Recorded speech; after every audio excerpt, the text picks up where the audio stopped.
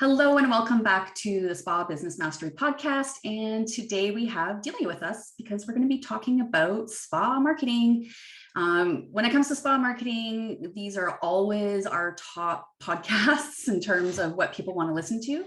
So we are happy to be here every 2 weeks to bring on Delia to get a little bit more knowledge and a few more golden nuggets to help you get better at your spa marketing. So Delia,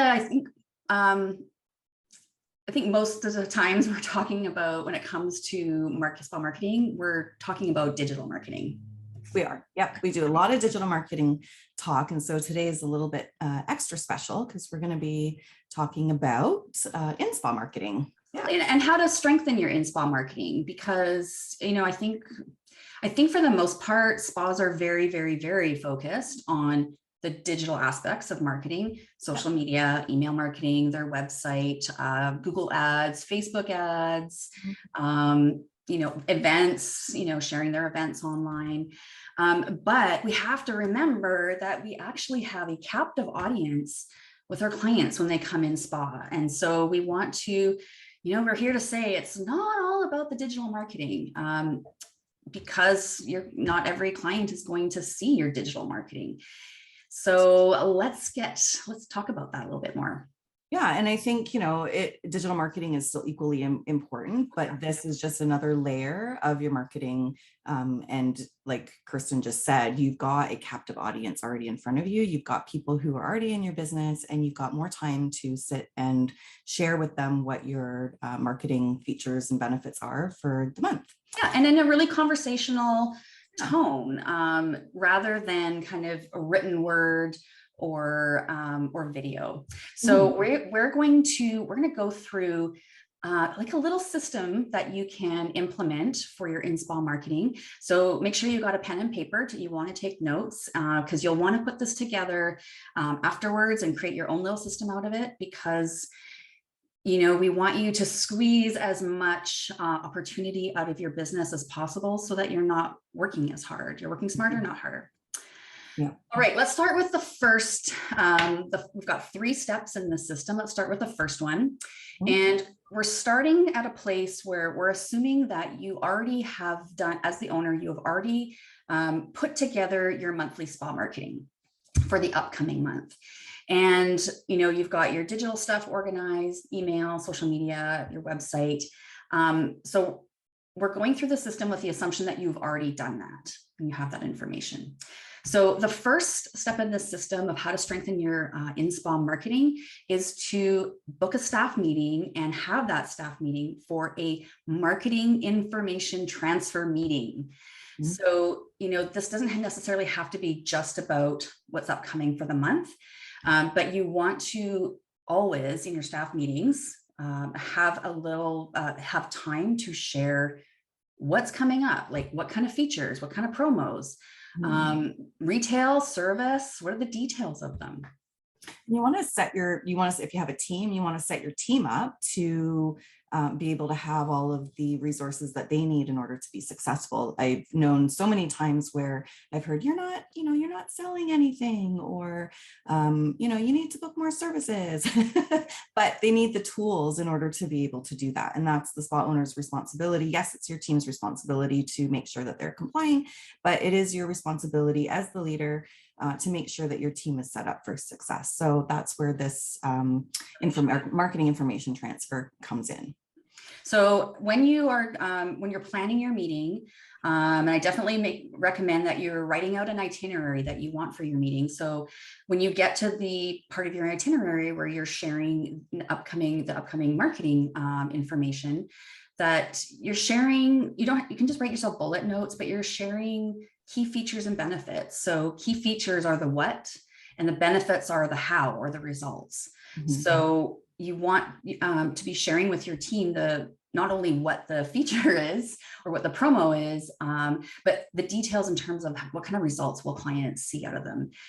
Because like Delia said, you need to set up your team members for success. And a lot of times spa professionals have a hard time selling. It feels gross and icky. So by giving them scripts to follow, and our next little tip here is to use your meeting notes, bullets to create a cheat sheet for your team, and laminate it.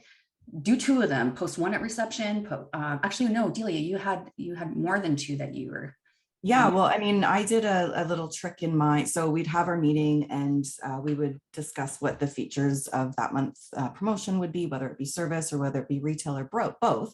And then what we would do is one person was responsible every month to create these little cheat sheets, and we put ours on, you know, like those little recipe type cards. The little 3x7. Yeah, and then we'd have one of those little containers that we'd pop them in. So every month somebody was responsible for teaching and training the team on those key features. So what I would do is have like 3 features, 3 key benefits on these cheat sheet cards, and they would write them out, and then they would test the rest of the team. So I had, you know, Kirsten that month that was responsible for creating this little cheat sheet. Then she'd go around and say, hey, Delia, what are the, you know, top 3 benefits for the client for this product? And it would have already been written out, and I'd have to relay that. So it's kind of like a hot seat, you know, be fun. And I liked what you said that. Well, we did it back as well. So the team who was not responsible for creating the cheat sheet could also go up and say, hey, Kirsten, what are these? So everybody's learning together, and it was made into a fun way. And then what ended up happening was you had over time, now you have a whole little the little library of these little notes, cheat sheets, so that you don't have to go through those big product product knowledge from from your supplier. So it just made it a great way to get everybody interacting together, learning, and in a fun way. So, and it was almost everybody's in a little bit of that competition with them, friendly competition. So you wanted to make sure that you were on the ball and knew what was happening, so you could answer the questions. So I found that was a really great way to get my team involved when I had my interactive. And like as an owner, please do not just tell your team members, like point at the product knowledge manual and say, you need to know all the features and benefits by Friday because our promo starts then. Like that is not setting them up for success, because reading a product knowledge manual is dry and boring, and it doesn't stick. And we all know from high school, from college, university, that some things that we learn is just rote memory. And so having those flashcards or a cheat sheet is super, super helpful. And really, you're doing your part to set your team up for success for having those conversations with their clients. All right. I was just going to say that the other part to that is that now everybody is consistently speaking in the same way, right? I mean, we all have our own personalities, of course, but we're focused on those key details. And so everybody's sharing the same information. So it's not mishmash with, maybe some mixed up information. It's just very consistent. And then with those cheat sheets, we recommend that you have one at reception, in the treatment room, like in the cupboards, like in the inside cupboard, so clients don't see it. Your dispensary, if you have a common dispensary in your facility. And then of course, in the staff room. So this is what I mean. You're doing your part as a leader to set up your team for success. There is literally no reason for them not to do this kind of learning. So. And if you're solo, you're independent on your own, and you can still follow the same principles. Absolutely. They absolutely work exactly the same as a solo. The harder part is for a solo is that you have to be accountable to yourself. That's probably the hardest part of it all. Exactly. Okay, so number 1 of this system to strengthen your in-small marketing we just talked about was have a staff meeting for marketing information transfer. Okay, the number 2 of the system is making sure that your team knows what your expectations are in terms of communication with clients. Mm-hmm. And if you've listened to me before, you've probably heard me talk about the 80-20 conversation principle. And essentially what that means is that 80% of the time that you're as a service provider, that you're with your client, you should be talking about spa relevant conversations. So about the client and their experiences. They're, talking about their pain points, talking about what their goals are, even talking about like pop culture and beauty, like, hey, did you see that? Blah, blah, blah. But by keeping the conversation 80% on spa relevancy, you absolutely do you do a couple of things. You increase your rapport and trust with your clients, which means increased sales right there. We've got, what else we got here? Support goals. Yeah, you're able to, it's really about listening to the client, because a lot of times, number one reason why clients leave is because they're not listened to. So, well, it might seem great that they're coming in for a facial and they get to lie down and, maybe relax a little bit. Really and truly, they're coming in for the most part because they're looking for a solution. And so if we just, kind of forget about the whole 80% that we really need to focus on what we're doing, how we can serve our clients and things that they need.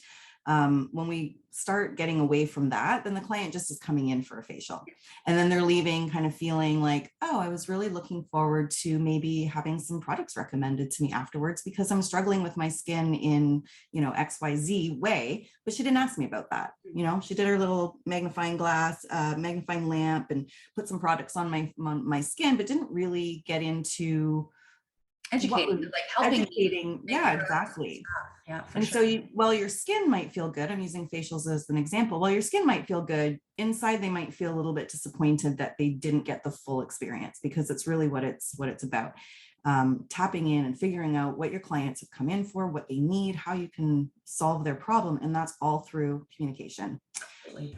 Right? So, I also want to mention that traditionally in the spa industry, in the beauty industry, period, this is the same for hair salons, is that it's that ratio has actually been flipped, meaning a lot of times we're only talking about spa relevant things 20% of the time.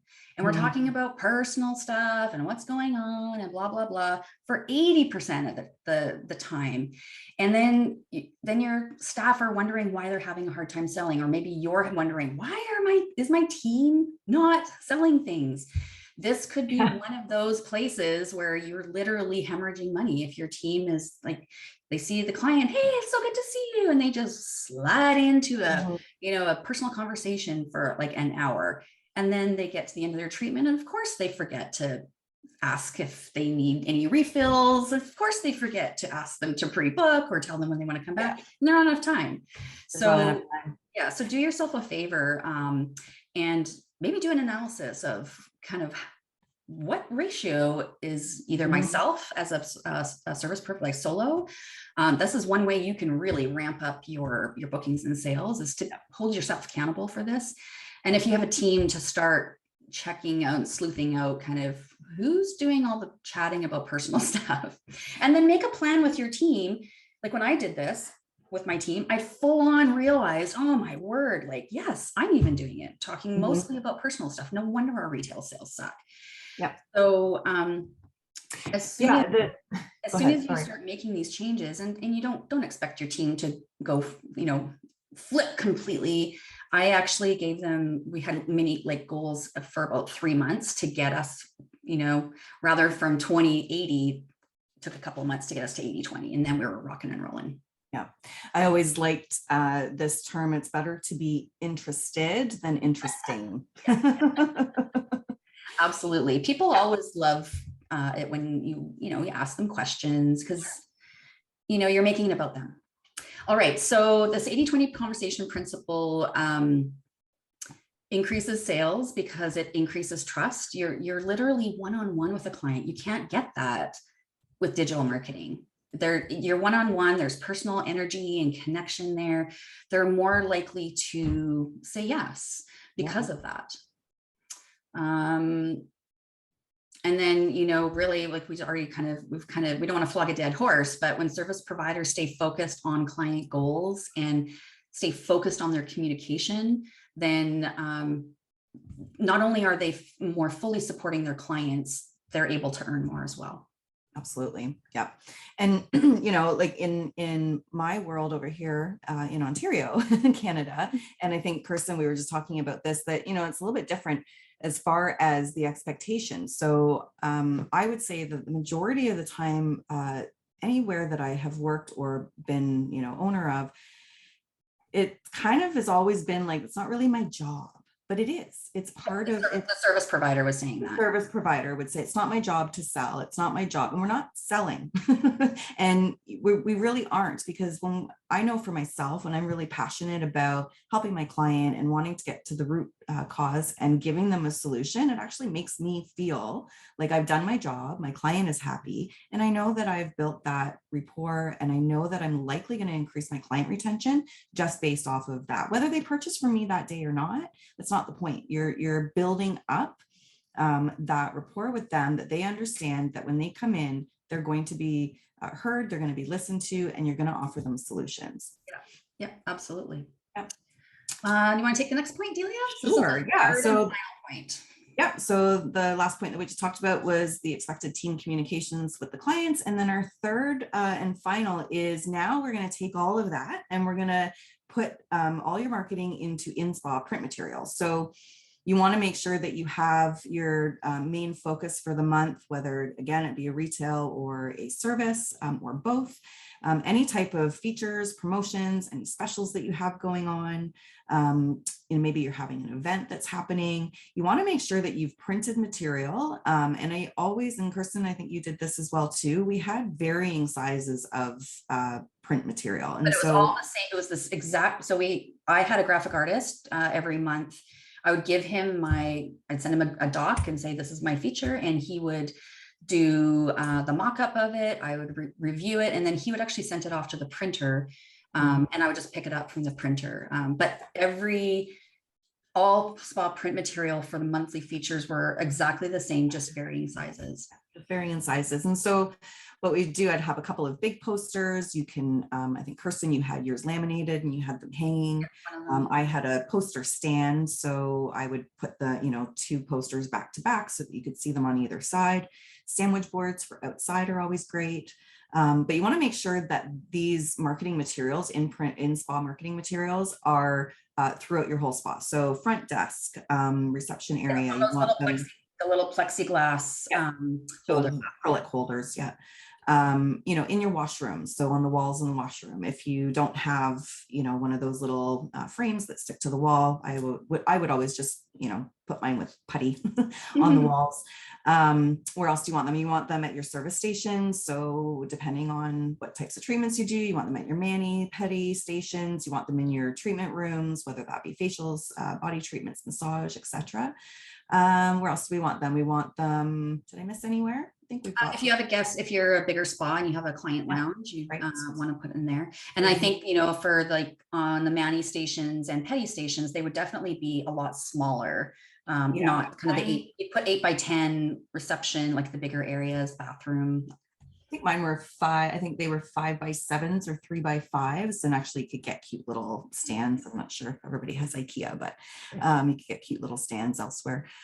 So it's really important to have all those visuals around, because not only are you going to be having conversations, but a lot of times we would have clients say, oh, can you tell me a little bit about this promo, right? So it's almost like a little bit of a segue and an icebreaker for if you are needing that little bit of an icebreaker as well. But it gets the clients thinking, and it gets them asking questions. And it also keeps everybody else on focus because it's there. Yeah. All right. So this, like we said, this is just a little 3-step system. You may be doing a couple of these things or maybe one of these things, but we're going to invite you to put all 3 things together and see what happens, because really what this is all about is about repurposing your marketing content. It's repurposing your marketing message that you're doing in the digital arena for in spa. So you're really covering all angles of opportunity. Because not everybody's going to see your digital marketing. And when you have these kinds of conversations one-on-one, you've got more opportunity to educate than you do in a digital arena. They have an opportunity to ask you more questions in detail. You can customize answers for them. And what I really like is you can track this. You should be charting for every client, and that means taking notes about what happened in the treatment. And when you have these kind of conversations, and maybe the client isn't ready to buy or whatever, you're following up with it. So you have a date that, maybe it was last month or 2 months ago that you talked about this, or somebody else talked about it on the team. You can bring it up again as part of your 80-20 conversations. Absolutely. Just kind of start the combo again, see if there's something that you can help them with.